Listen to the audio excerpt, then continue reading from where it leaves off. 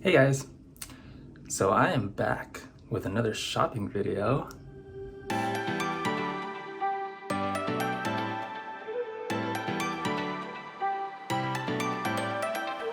Welcome back to Such Plants. My name is Ron, and today we're going to be checking out the grand opening of a local plant nursery called LiQWYD Plants. So I've been waiting for this for a while actually. At first, they started selling plants through their residential private garage, and during the pandemic, they have been only taking appointments in 1 hour time slots. And me being kind of a recluse, I never actually took the opportunity to visit it. So I was super excited when I found out that they were actually going to be moving into an actual greenhouse. We have a few other local plant shops, but I find them to be kind of on the pricier side. I do live in Las Vegas where it's very touristy, and because of that, a lot of the prices for a lot of other things go up. So I'm hoping that this one is a little bit on the affordable side of things. So I'm excited about that. I am on the lookout for a couple of plants. So I hope they have it there. If not, that's okay. What I do know is that this plant nursery has a ton of like very unique and uncommon plants, sometimes even the super rare ones. I'm gonna be showing you what it looks like, the experience, what kind of plants they have, obviously, and we'll do a little plant haul in the end of this video. If I do end up buying some plants, we'll see. But I'm here at my plant room.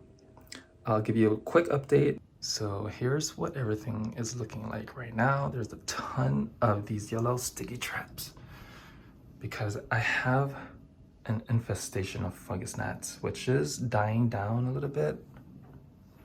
But what I've done is I've added mosquito bits to every single pot. And also these are dryer sheets for clothes in the dryer, because I read that these also deter fungus gnats. I find them to help a little bit, but they stop working after a while because I think the chemicals in there kind of dissipate in the air and then it's no longer effective. But I'm leaving them in there until I'm sure that the fungus gnats disappear. What I also have started to do is bottom water the plants. I mentioned in my previous videos, I've been trying to dry my plants out, but some of them were starting to show signs of stress.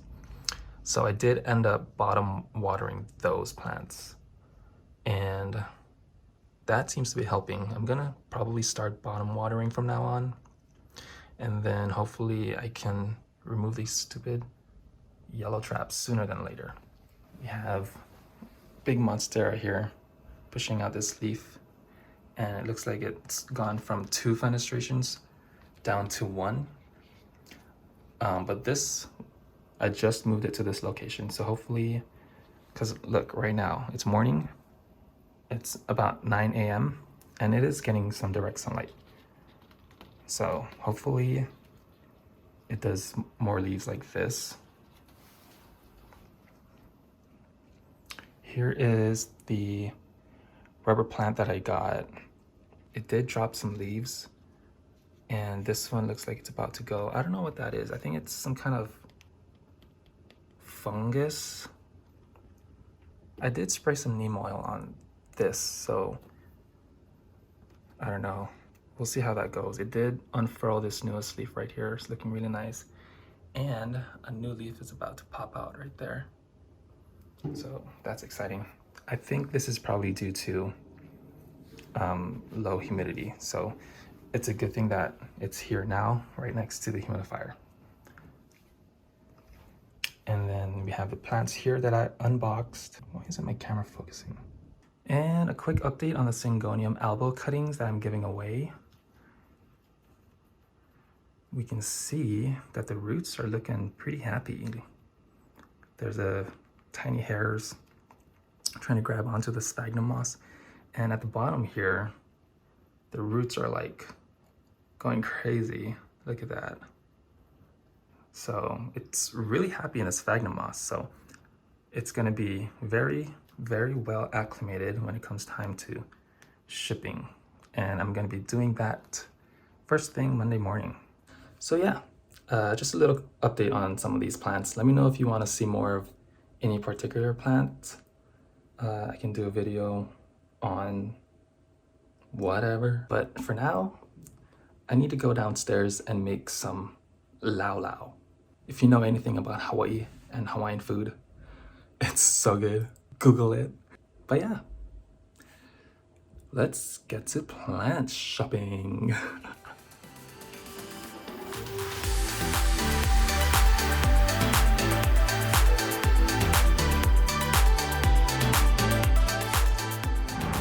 All right, we are here. I'm getting so nervous. Why am I getting nervous?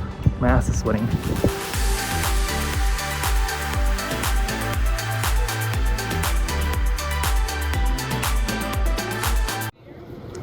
So here we're standing in line, practicing social distance.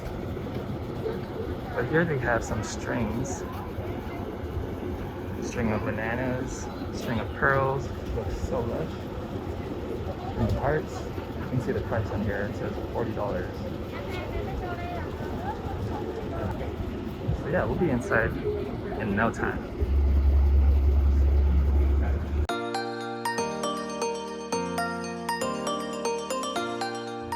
All right, here we are. Right off the bat, we have some variegated string of hearts and some purple shamrocks, and they're all flowering. Look at that. And some hanging baskets, pottery.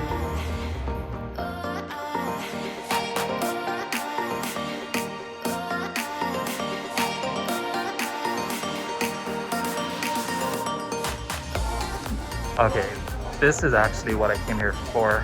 Begonia Maculata, going for $25. And there's a ton of them here. Got some big ones in the back for $60 with that fancy planter. And these Stromanthe Triostars for $20.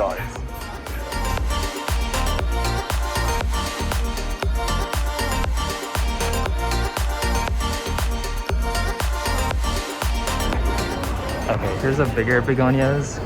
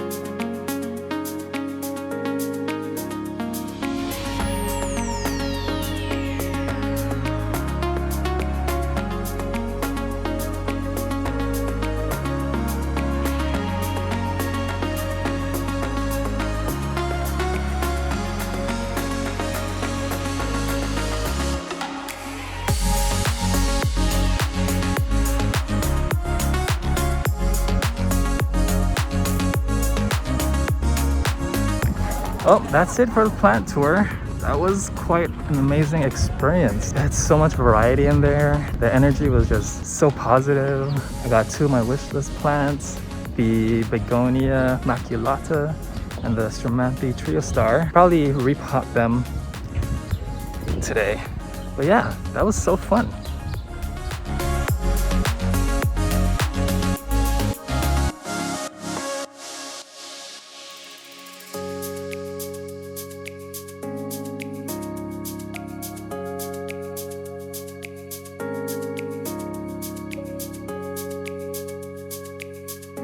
Alright, so we are here back in my plant room with my two new babies. We've got the Stromanthe Triostar and the Begonia Maculata. Wasn't that just an amazing plant nursery? They had a ton of variety in there, so many different plants, so many wish list plants that I am still wanting to get. They had variegated string of pearls, which I've never seen out here before. They have some variegated string of hearts, some non-variegated string of hearts and string of pearls. They had so many different alocasias, so many different cacti.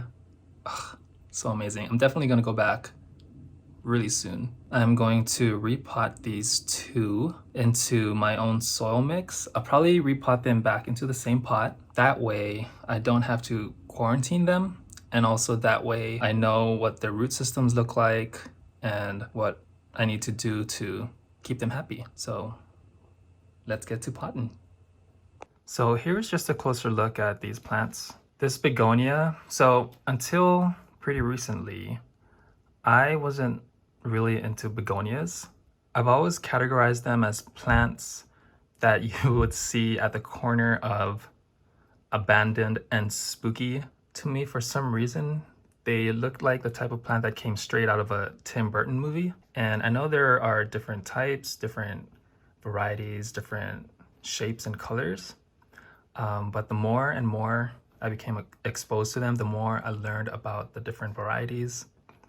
The more I was like going from, ew, that's ugly, to ew, that's beautiful, to, oh my God, I must have it. So this is one of the examples. Look at the spots. Like, how does it know where to put those spots? You know what I mean? And the shape of the leaves, they resemble angel wings. When you put these two together, look at that. Stunning. So if we take a closer look at the soil, it looks pretty dense. There's a lot of cocoa coir in there. There's absolutely no perlite. I think I'm gonna make it a little bit more chunky, add some orchid bark, perlite, and hopefully it's airy enough so that it doesn't stay wet for too long. So that's the type of mixture I'm gonna use for that. I'll probably use the same mixture for this one, although probably add a little bit less of the perlite so that this one can stay wet and moist just a little bit longer, since it is a calathea. Look at the foliage of this, guys. The variegation from dark green to light green to cream to that gorgeous pink purple on the backside of the leaves, and the way it hits the sunlight right now. This was a wish list plant for quite a while, and I've always held back on getting it because I know it requires a lot of humidity. But as we can see, our humidity level is at 69%. So I think that's perfect for this plant. This one is in a 6-inch pot and this one is in a 4-inch pot. So not a ton of soil that I'm gonna be mixing up, but yeah. Okay, so for this plant, I lied. I'm gonna be using this pot and I know it's glazed, so I'm gonna make sure the soil mixture that I'm gonna use is a little bit more on the chunky and airy side. That way it doesn't stay wet for too long, because I hear that this plant is very prone to overwatering and root rot. So I just want to try to avoid that as much as possible. And this one does have a drain hole, so that's great because I'm gonna be bottom watering all of my plants from now on. It's gonna look so good. Okay, so I have my green mat here and I'm just gonna be carefully removing the existing soil, and it's pretty wet still, so that's also another reason why I want to repot it. I don't want to have to wait for this soil mixture to dry in my indoor environment.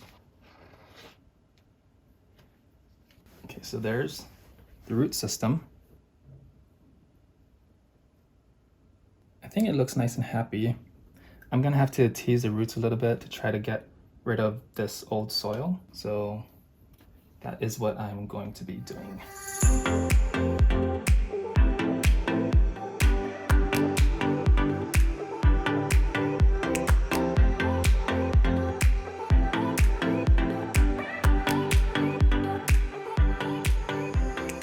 All right, so because the root system on this plant seems to be very, very delicate, I'm gonna try to bring this to the sink and then rinse off the rest of the soil. So I will be right back. All right, so this is what she looks like now. There's still some soil stuck in there that was hard to remove, so I'm just gonna leave that in there. But as you can see, it doesn't have a huge root system. The roots in here are very tiny, very thin and delicate. So there was some breakage in the roots. So I was very skeptical in going much further than that, but this is what we have. I also gave the leaves a light wash just to wash off all of the excess water spots and pests if there were any. So now I'm just gonna mix up the new soil and then pot her up. Here I have my usual mix. We have potting soil with a little bit of perlite, coco coir, orchid bark, charcoal, extra perlite, and a little bit of worm castings. But to this, I'm gonna be adding some mosquito bits just to keep those suckers away. And then give it a quick mix.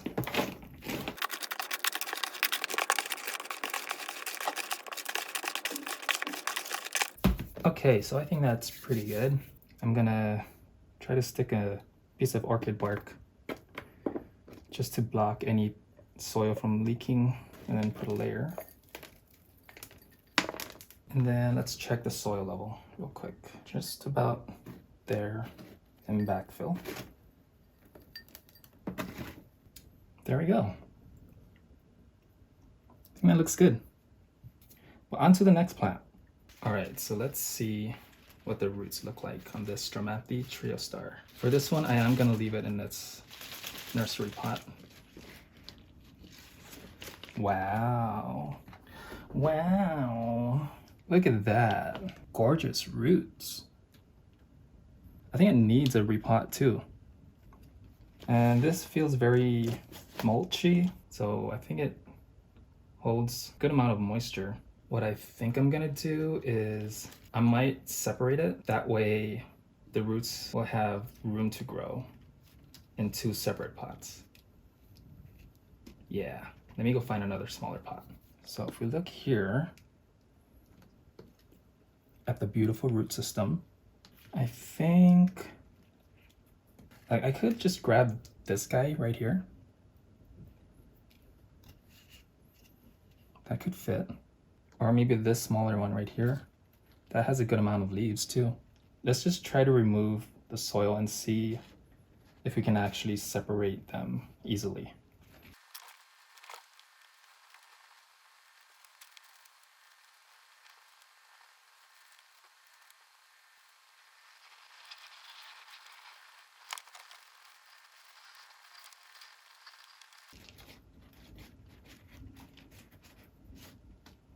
There we go. Look at those long roots. Yeah, this would look really good in a small pot. And this one will be living in this 4-inch home. See how that looks? It looks so cute. Before I pot this one up, I'm just gonna clean off the soil from the other plant. I could probably just leave this in this pot. I think there are 2 individual rhizome systems in here. Yeah, right here. Just gonna separate them and then put them back together in the pot. Wow. I could also keep these as 2 separate plants. But I like it to be pretty bushy, so I'm gonna keep them together. I will probably keep this mixture and just add to it. Okay, that looks good. So because this seems to be a moisture loving mixture, I'm gonna add some of the mosquito bits. Some orchid bark.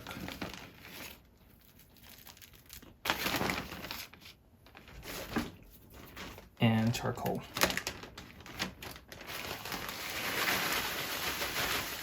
Don't breathe that in.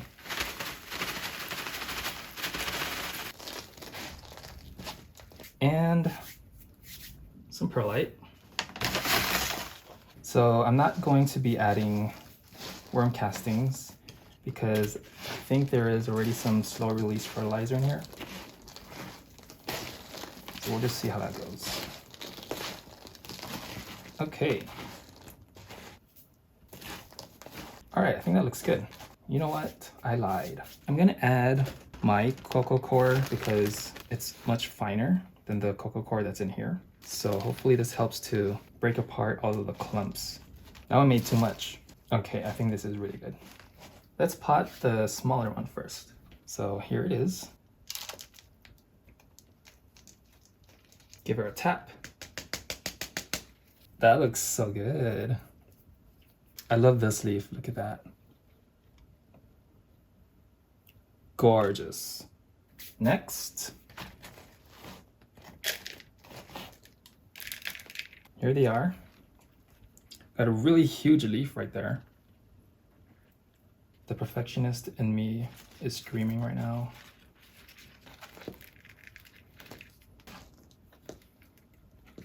So I wasn't even planning on separating this plant because the roots were already reaching the bottom of the pot. I feel like it needed to be repotted, but in this case, we're separating it. So in a sense, it is kind of repotting into a bigger pot because now there's less plant in here and more room for the roots to grow.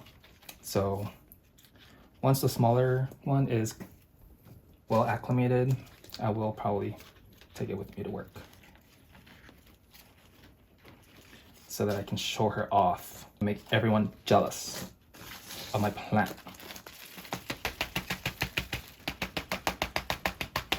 There we go. It still looks like the same size, doesn't it? Just a little. It's still nice and lush enough. And I can see some new growth in there happening, so she will fill up nicely. And then we'll repot her again next year. Do this video all over again. Cool. There we go. Well, that's it for today's video. That plant nursery, Blue Wave Plants, is so amazeballs. You guys should definitely check it out if you guys are here in town. Highly, highly recommend. 10 out of 10. So amazing. Unique plants that you'll never find in any other stores here. So check it out. These guys have just been bottom watered and sprayed down with some neem oil. So hopefully no pests, no stupid pests. I've been bottom watering all my other plants, so hopefully those stupid fungus gnats don't come back. So anyway, if you guys enjoyed the video, please give it a thumbs up, and